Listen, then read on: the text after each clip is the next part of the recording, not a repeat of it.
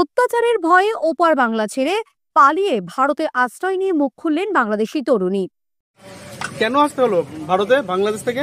ওই আমার বড় রাজনীতি করতো এই কারণে। তারপরে 3 মাস আগে এসেছিলাম, এখন বাড়িতে জাতি গেছিলাম, তারপরে পুলিশ এরকম। তো ওখানে কি হাসিনা সরকার পাল্টে যাওয়ার পর থেকে হ্যাঁ, পথটা ঘর পর থেকে এরকম সমস্যা। বলুন সেটা কি সমস্যা বলুন।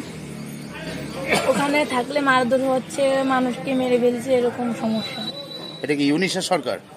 এটা হচ্ছে ইউনুস বলতে পথটা ঘর পরের থেকে তো সমস্যা, তাহলে এরপরে যে সরকার সেই।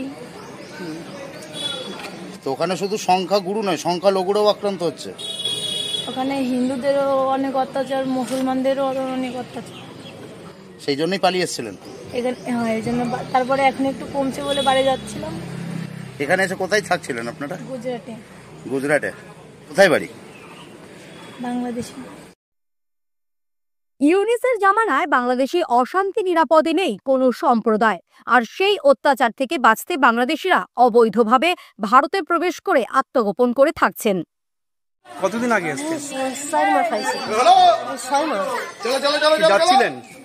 যাচ্ছিলাম না, আমি আমার একজন নিয়ে আসছিল কলকাতা বারাসাত, ওনার নাম ছিল কি। সূত্রের খবর, মঙ্গলবার বিকেলে হাঁসখালী পুলিশ গোপন সূত্রে খবর পায় বড় চুপড়িয়া এলাকায় আত্মগোপন করে আছে কিছু বাংলাদেশি নাগরিক।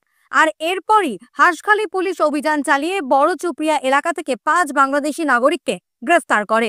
ধৃতদের মধ্যে 4 জন পুরুষ ও 1 জন মহিলা।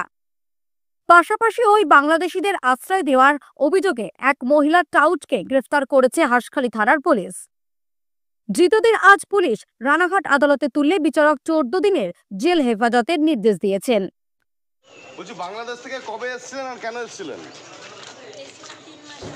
হ্যাঁ, কেন এসেছিলেন? কেন? আচ্ছা, ওরা অত্যাচারে এসেছিলেন। বাংলাদেশ থেকে এসেছিলেন কেন?